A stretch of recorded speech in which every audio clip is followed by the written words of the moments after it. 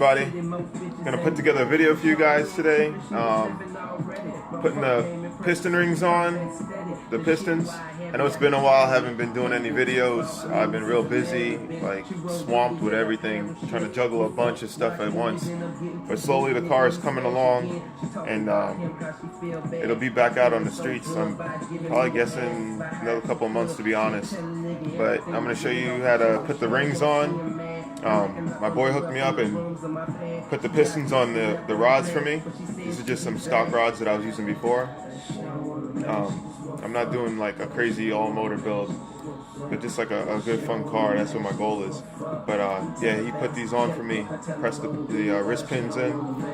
But as you can see, this one right here don't have no rings on it. But I'm gonna put them on, show you how to do it. It's real straightforward, real simple. If you got any questions, just holler. So these are just 84 millimeter pistons. Put on stock rods. I'm not looking to make crazy power. That's why I didn't go on and get the rods. These rods are good for, probably 400 horsepower max, and I'll be under that, so I'm not worried about it. But yeah, this is the stock piston right here, the B20B.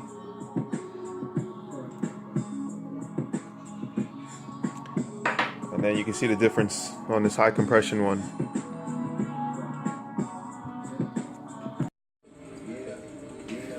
Alright, so first thing I'm going to show you is this is the old stock piston right here. I'm just going to pull these rings off, show you how easily they break. See, just like that. Just put that over there.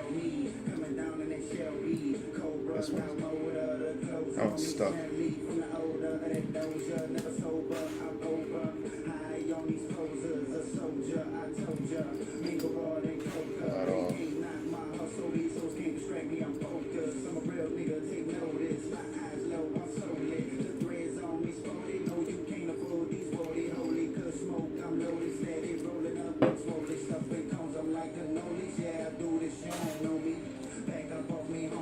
See if I get some light on this. Now if you just put new rings on, like an old piston or whatever, maybe your car's smoking a little bit, doesn't have the power it used to, and you just want to upgrade the rings with some new ones, just keep in mind that when you take the piston out, you're gonna have these holes here, and this is for oil to travel through. You can see that these are clean because I did a rebuild on my engine maybe 2 years ago, so I took all this out, cleaned it up, and put new rings on and put it back in, so they're still pretty clean, but you can see that they go all the way through to this side. What you can do is when you take the piston and rod out of the engine, I like to soak them in. You can go and get like a big bottle of degreaser, Purple Power degreaser, pour some in a big like 5-gallon bucket with a little bit of hot water, and just let these soak overnight. And when you pull them out in the morning, you could use a toothbrush or any type of like brush, an old brush, and you can clean all this stuff out of here, all the carbon buildup, and get these nice. Even all this right here will be clean. You can just scrub it down, but the degreaser will break down a lot of that stuff where you really won't have to do any type of scrubbing. And then you can use something. I used like a small drill bit by hand and just worked it through these little holes right here just to make sure that the passageways were not blocked, because you want oil to travel through here, and if you don't, then you're gonna have a problem. So that's just like a little tip right there that you can do. But I'm gonna go ahead and put the rings on this one right here. This one doesn't have anything on it. You want to start with your oil ring first, right here. You're pretty much going to sandwich these when you put them on, so they'll sit like that.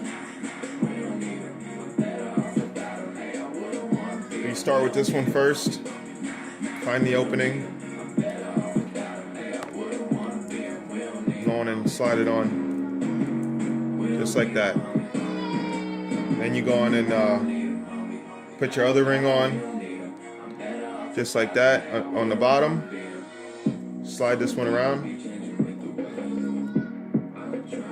just like that. That other ring right there is on the bottom. I don't know if you can see.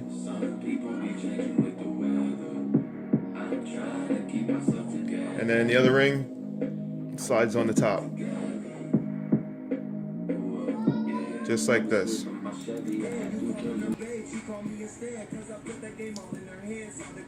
I'm going to start with this right here ring. And I'm going to place it right there in this, on this piece right here. And I'm just going to hold it in place with my thumb.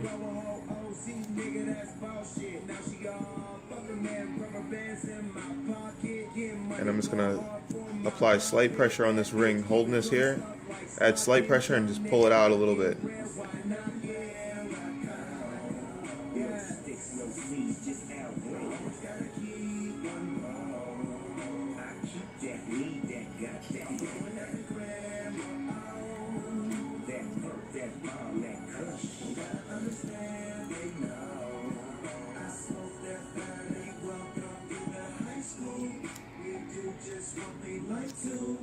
Okay, that's on there. And then your compression ring, same thing. Just gonna put pressure right here, hold it right there. Use my other fingers, gently pull it out to separate it.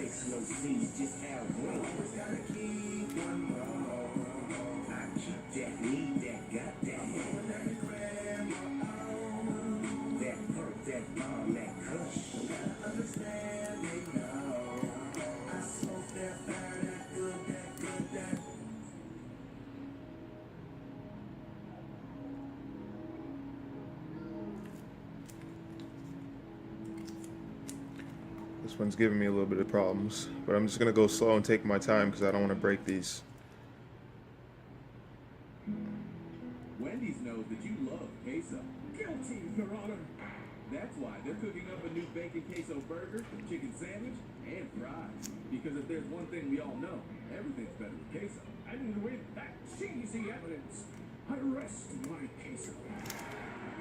The bacon queso burger, chicken sandwich, and fries. Inspired by queso fans. Now it's on there. Another important thing that you want to make sure that when you, after you put the rings on and everything and you're ready to put the piston back in the cylinder, just make sure that all these openings, you see how these openings are lined up right here? Make sure that they're all turned away from each other. It's called clocking, and that'll prevent like extra blow by and also oil too from getting up where it doesn't need to be. So just turn this ring where the opening's on this side. That's the first ring. Then you can take and turn the second ring all the way to the other side. So now you have an opening up here and an opening over here. And then the same thing with the oil rings down here. And you just turn them away from each other. You don't want all the openings all lined up at the same spot.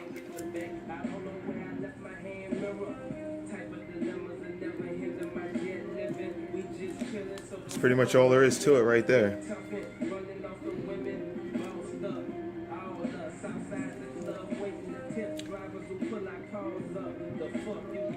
Yeah, if y'all got any questions, more about this, feel free to leave it in the comments. Hit the like button if you thought that the video was helpful. I know some people are scared to do any of this type of stuff that themselves, get down up into the engine. It could be a little bit intimidating if you haven't done any of this stuff before, but just remember to take your time, do a lot of research, make sure that your area is clean that you're working on. I want to give a shout out to Luke. I got clean hands. I wore my gloves. And also Jay, now you know how to do this, so I don't want to hear no more excuses on why you're not out. But yeah, that's it. Hit the like button. Taking my time with the car. I want to make sure everything's done right the way I want it. The horsepower goal is already set. I'm not looking to make off-the-wall power with the car. That's why that shit is light as fuck right now.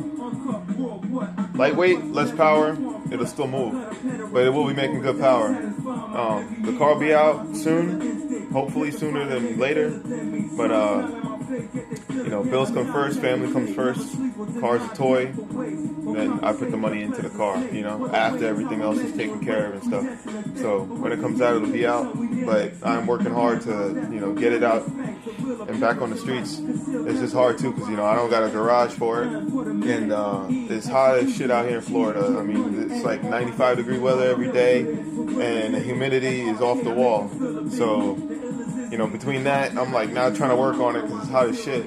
But, you know, hopefully the weather will cool down, and, you know, I'll get some extra money to put into the thing and then get it back out. I haven't raced in a while, and I miss it. And I know there's a couple other people out there that's getting their shit ready, so I'm trying to get my shit ready too. So to have a banging ass end of the year battle, you know. But hopefully be done before that, get it all dynoed and tuned, and do a couple passes at the track, make sure everything's running the way I want it.